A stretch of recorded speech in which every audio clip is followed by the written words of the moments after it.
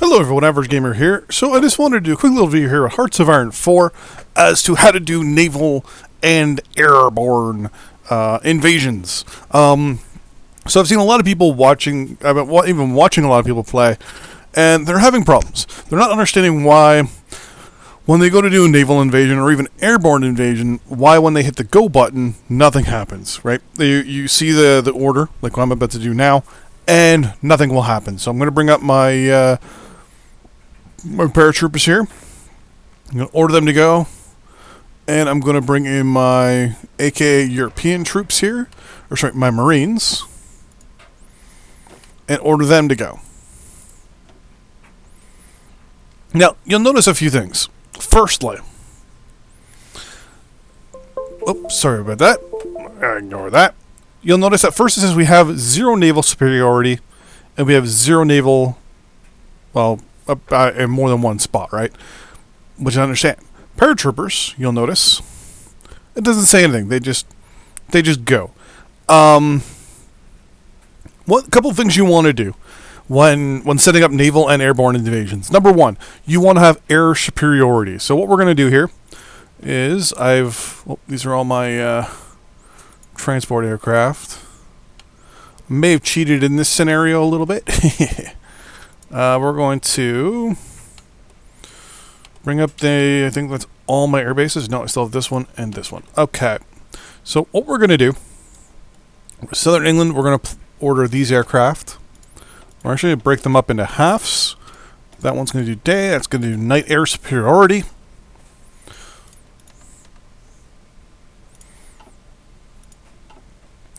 This one is also going to go here, but we're actually going to cut this one in half, and these ones are going to do bomber, one day, one night.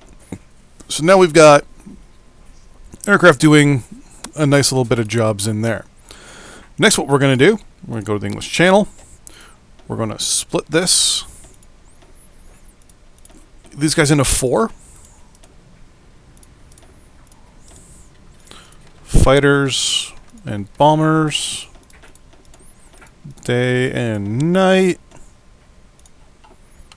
And I screwed that up.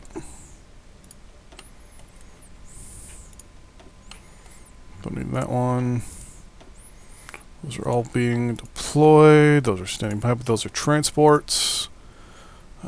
Those are deployed. Those are deployed. Not deployed. Transport aircraft, and that's the last one. Okay, so then we have these 2 left over.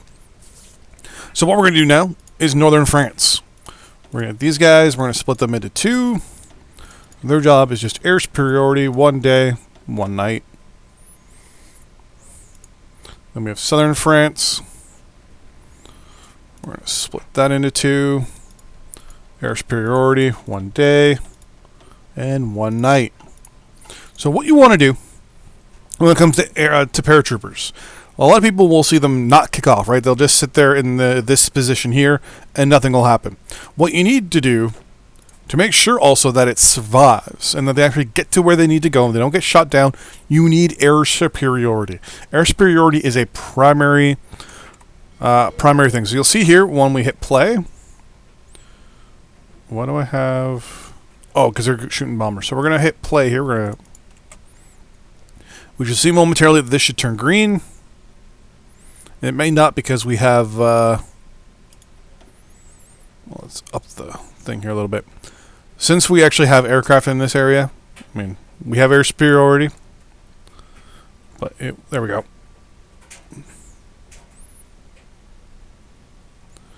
Perfect. Perfect.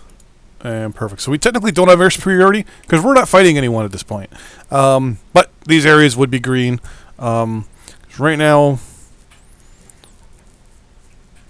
there's estimations that Vichy France has no aircraft in any of these air bases right now.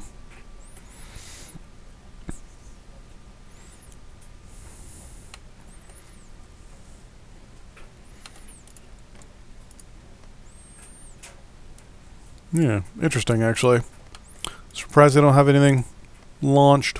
Oh well. So that is the best way to do your your airborne invasions. Airborne invasions are also a supportive role to your naval invasion. They're not supposed to be the main thrust. They're not supposed to be the main invasion. Unless, say, for example, you're invading like small islands and things like that, then they could be part of your primary invasion. If you're just hitting, like, if we were getting Corsica or Sardinia here, I'd probably land, some paratroopers right here in the middle and just have them push out towards the coast. Or even have them land here on Corsica and then take the port and then move down. A couple different things you can try to do. But yeah. Now, naval invasion, completely different. So with naval invasions, you need naval superiority, a minimum of 50%.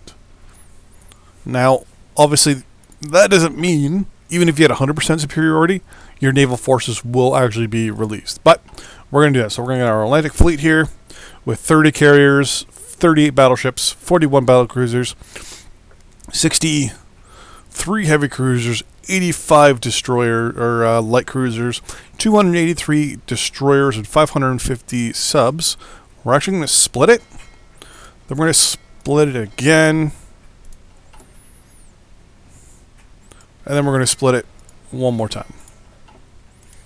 So what we're going to do, our East Coast fleet here, the first one, we're going to tell it to do search and destroy here, here, and here. Our second group, we're going to tell it to do convoy escort here, here, and here. Because you notice our naval forces are all invading. Last but not least, our third fleet, we're going to tell it I want a nice little protective thing. So we're going to go here, here, and here. And I'm actually going to split this fleet in half and get this one to go. We're doing that, that, and that. So we're going to do this, this, and this. Just so any fleets coming across, or any convoys we have, sorry, to reinforce Europe here, we're going to have some support. And then last but not least, our last fleet, which is this one. It's going to do search and destroy as well. But it's going to, because if you look here, a lot of the guys, Axis-wise, Italy's part Axis, so is France. They have a big, big African supply, or wall here. So we're going to pick these guys. We're going to go search and destroy, and we're going to go here, here, and here. And I think the Axis have Gibraltar, yep. And some of my naval forces are still getting in place. So we're going to unpause, and our warships should come into play. Perfect. So now notice, everything in green is where we have naval superiority. If it was red, we do not have naval superiority. Our enemy does. If it's yellow, that means it's being contested. Air superiority, we don't have any right now because we're not at war with anyone. But if we would have air superiority over France and southern England. So those are the two things you pretty much want. Naval superiority and air superiority over the area of the invasion that's going to be occurring. Very, very important. What I'm going to do next...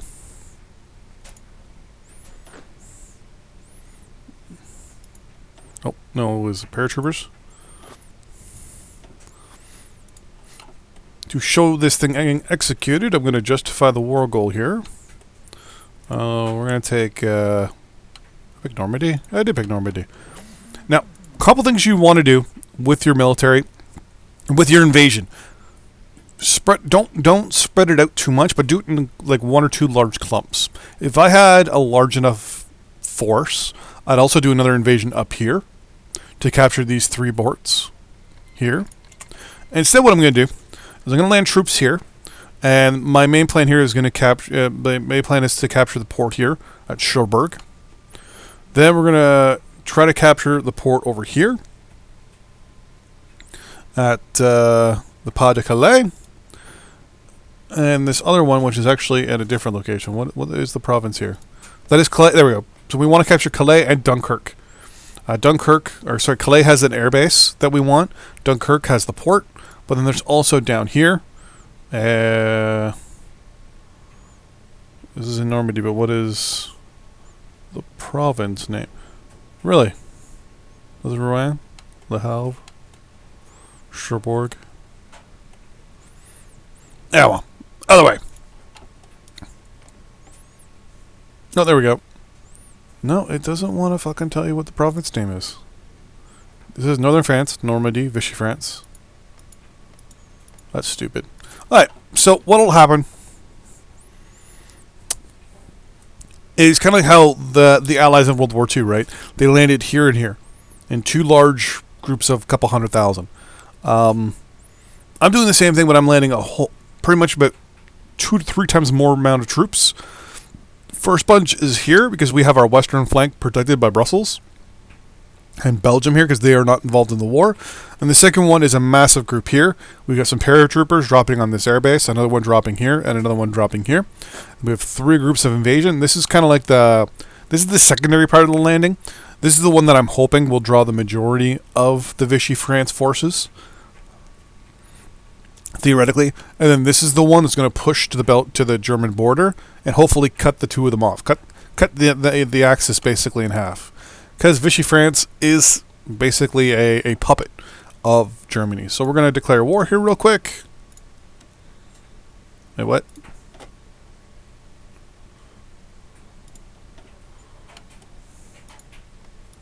Why can't I declare war?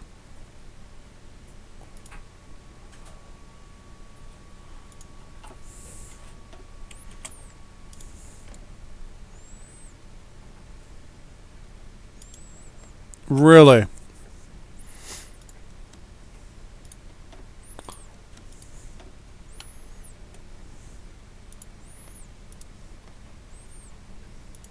There, we're gonna capture Moslin and the Rhineland. Because apparently you can't declare war on the puppet.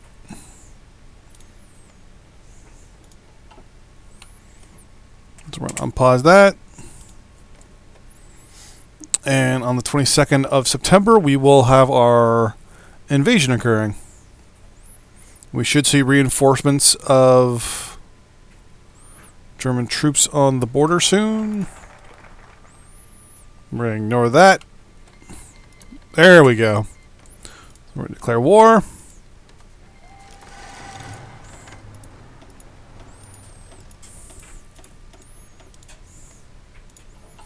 So we're now at war with all these guys.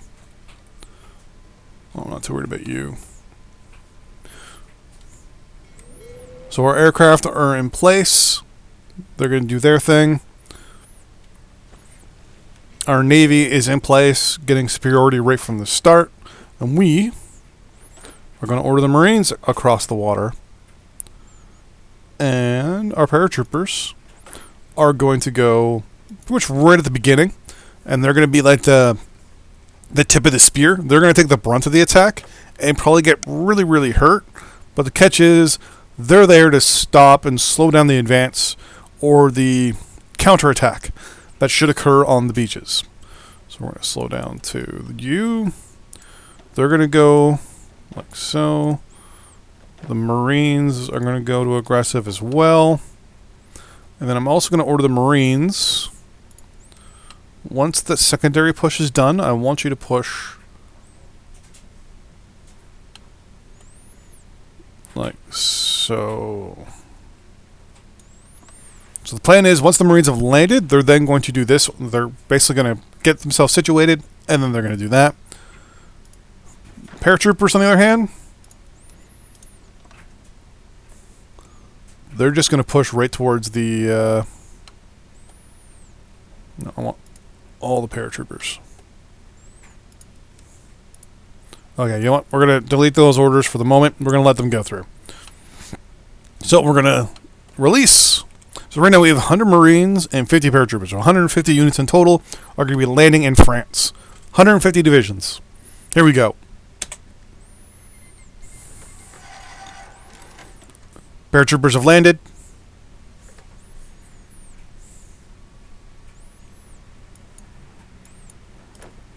We're going to move those guys up like so. These guys are all one. So what we're going to do is pause real quick and we're going to delete all that and just set them up as one. These guys are going to split in half and go here. These guys are going to split in half as well, and they're going to go there. Then they're going to split in half again and go there. So these guys are all going to be together in a few moments.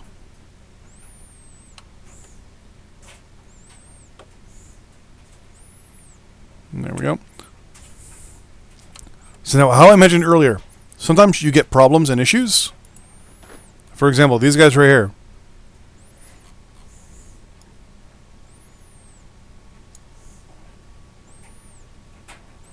Their orders are missing. So somehow in all this, I forgot to give them the orders. Or is this them here?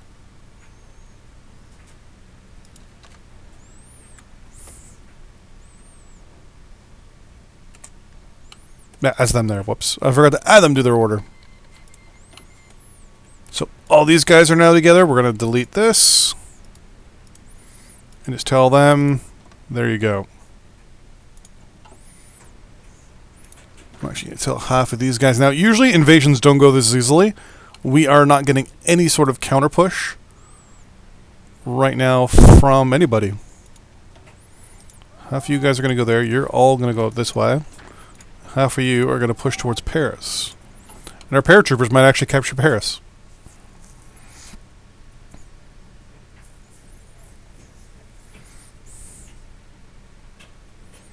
And here's our 100 Marines. They are now landing and taking up positions. As they land, they'll automatically follow through.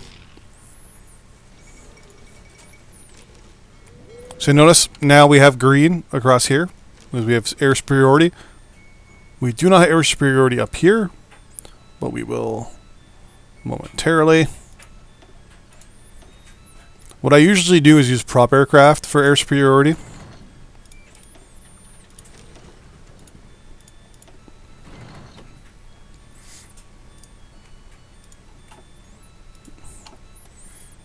Let's go back through here. And I believe the majority of our Marines are now landing. So you can see here, some bombers are attacking our transports. They have now landed as well. Move these guys up to Brest. That's pretty much how you really do an invasion. I mean, it's pretty simple. Usually what I'll do is once I have all my special forces together, I'll clump them up into massive groups. So what I'm going to do here is I'm actually going to delete all the orders here. And, damn it. And all the orders there. So right now, obviously, these guys are in two massive groups, right?